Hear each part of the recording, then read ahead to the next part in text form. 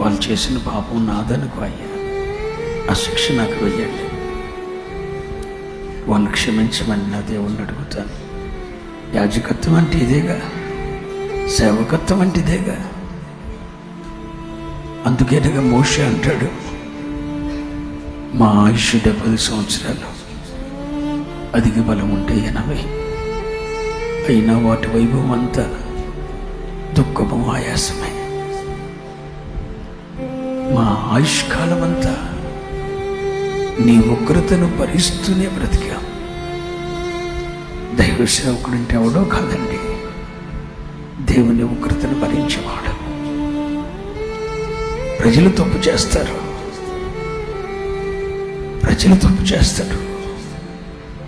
దేవుని సన్నిధిలోకి వెళ్ళి ఆ పేరు నా పేరు తుడిచివేయి, వారి దోషం నా దోషం గెంచమన్నప్పుడు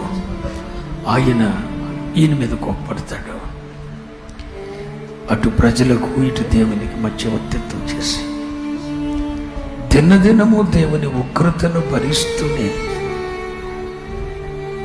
40 బ్రతికినా 60 బ్రతికినా 80 బ్రతికినా ఉగ్రతను భరిస్తూ బ్రతికేవాడే దైవజనుడు. నాకు తెలుసు అది, నేను ఎప్పుడూ దానికి సమర్పించుకున్నా.